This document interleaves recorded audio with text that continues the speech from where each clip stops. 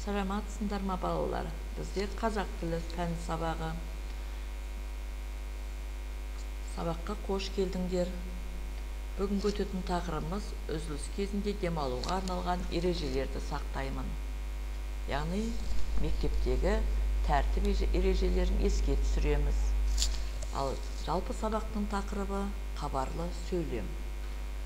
Балалар, сабақты бастамас бұрын сөйлем туралы өзіміздің қаншалықты меңгергенімізді білетінімізді еске түсірейікші. Сөйлем дегеніміз не? Дұрыс айтасыңдар, сөйлем аяқталған ойды білдіреді. Сөйлем әркез бас әріппен басталып жазылады. Сөйлем соңына нүкте, сұраулы белгісі, сұрақ белгісі, болмаса леп белгісі қойылады. Яғни сөйлемдер айтылу мақсатына қарай хабарлы сөйлем, сұраулы сөйлем, лепті сөйлем болып бөлінеді. Хабарлы сөйлем, мысалы, мұғалім сыныпқа кірді, бірдеңенің жайын хабарлау мақсатында айтылып тұр. Сабақ қашан басталады? Яғни бірдеңенің жайын сұрап тұр. Көз мезгілі қандай керемет, адамның көңіл күйін сезімін білдіріп тұр. Яғни бұл лепті сөйлем. Тағы да айтамын, айтылу мақсатына қарай сөйлем нешеге бөлінеді екен? 3-ке бөлінеді екен. Олай болса, бүгін біздің өтетініміз хабарлы сөйлем екен. Яғни көңіл бөлеміз. Бүгінгі сабақта сенің меңгеретінің мәтіннің тақырыбы мен негізгі ойды анықтау, сөйлем түрлерін айтылу мақсатына қарай ажырату, және сәйкес тыныс белгілерін қолдану, мысалға нүкте, сұрақ белгісі, леп белгісін қою, сөйлемдегі бір-бірімен байланысып тұрған сөздерді табу, жіберілген орфографиялық және әріптік қателерді тауып түзету, және құралған сөйлемін толықтыру. Балалар, біз қандай бөлімді оқып жатырмыз? Менің мектебім. Тамаша. Енді мына суретке назар аударайықшы. Оқушылар сыныпта сабақ оқып жатыр.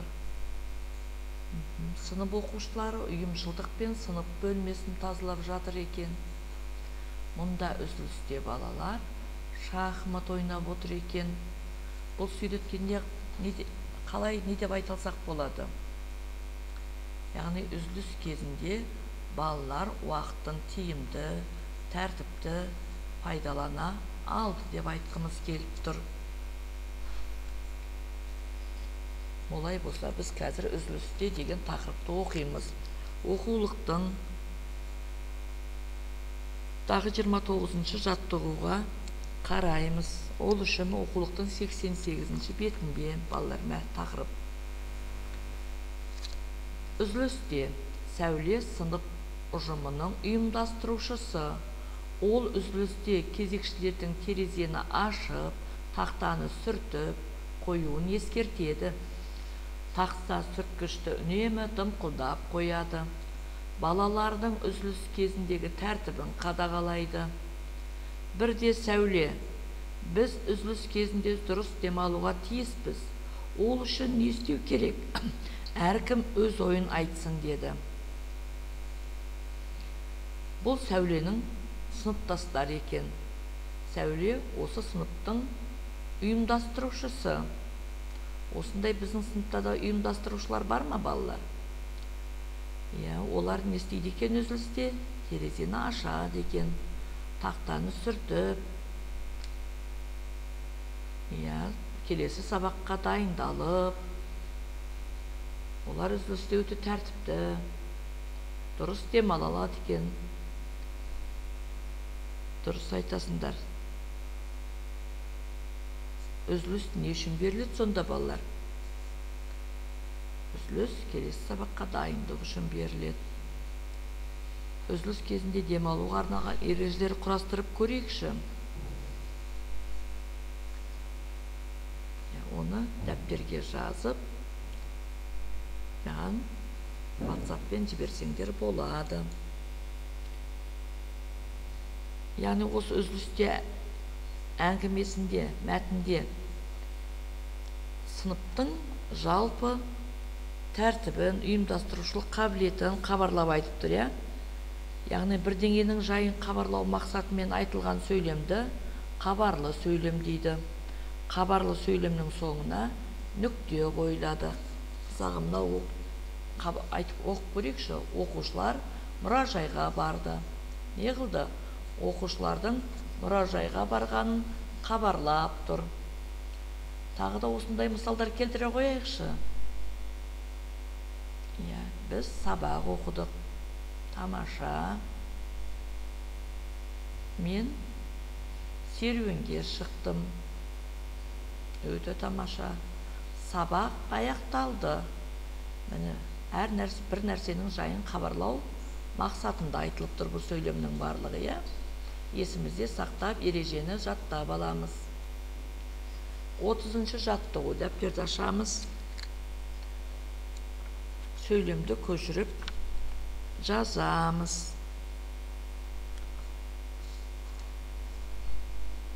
Үзіліс кезінде сыныпта жүгірмейді, айқайлап сөйлемейді. Әрдайым әдеп сақтау керек. Сөйлем соңындағы тыныс белгілерге назар аударайықшы. Үзіліс кезінде сыныпта жүгірмейді. Қандай тыныс белгісі тұр? Нүкте. Яғни бұл қандай сөйлем? Хабарлы сөйлем.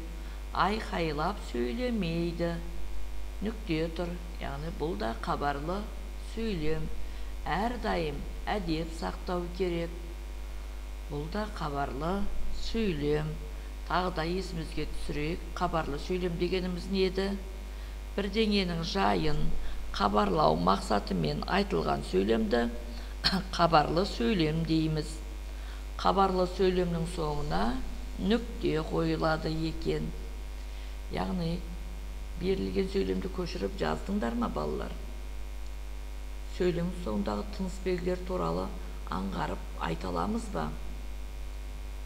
Хабарлы сөйлемнің ережесін жатқа оқимыз. Және сөйлем түрлерін ажыратуға біз таныс болдық. Сөйлемнің 3 түрі бар. Хабарлы сөйлем, сұраулы сөйлем және лепті сөйлем. Суреттерге қарайықшы, балалар. Бұлар кімдер? Оқушылар, және бұларды сыныптастар деп айтамыз. Сыныптастар деген кімдер еді? Бір сыныпта оқитын оқушылар. Суреттегі балалардың қайсысы өзін үзілісте өте жақсы ұстады? Қай оқушыға өз тәртібі өзгерту керек деп ойлайсыңдар?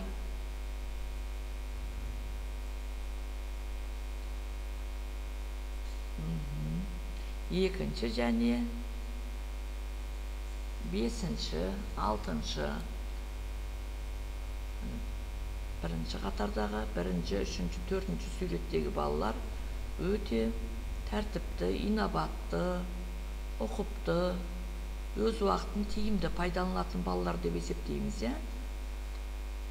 Мен де сендерді осындай балалар деп ойлаймын. Ал 2-ші қатардағы, яғни қызға ат қойсақ, Әлия мінезін өзгерту керек сияқты. Ал бұл жерде Дәулет пен Сырым тәртібін өзгерту керек сияқты. Мектеп коридорында жүгіруге бола ма? Жалпы мектепте жүгіруге бола ма? Мектеп ішінде. Өзінен кішіге әрімжеттілік жасауға бола ма? Оның құлағынан тартпай, жай ғана ескертуге болатын еді, иә? Міне осындай келеңсіз жағдайларға көңіл бөлеміз. Сендерде бұндай тәртіпсіздік жасамайды деп ойлаймын. Балалар, үйге тапсырмаламыз. Үйге 32-ші жаттығу. Үзіліс кезінде демалуға арналған ережелерді 1-ші, 3-ші, 4-ші суреттердің көмегімен жазып көреміз. Жазғандарын қандай сөйлем? Осыған көңіл бөлеміз. Яғни сендерде мен сурет бойынша өз ойларыңды әңгімелей аласыңдар. Дұрыс болмаса бұрыс іс-әрекетте дәлелдей аласыңдар. күнделікте кездесетін жағдаяттарға байланысты өз ойларыңды ашық, нақты айта алады деп ойлаймын. Балалар, кері байланыс берейік қана. Сөйлемдерді айтылу мақсатына қарай ажырата аламыз ба? Тыныс белгілерін қолдана аламыз ба? Сөйлемдегі бір-бірімен байланысып тұрған сөздерді таба аламыз. Сөйлемдегі сөздердің байланысын біз қалай анықтаушы едік? Дұрыс айтасыңдар, сұрақ қою арқылы. Рахмет балалар. Бүгінгі сабағымыз осымен аяқталды. Сау саламатта болыңдар.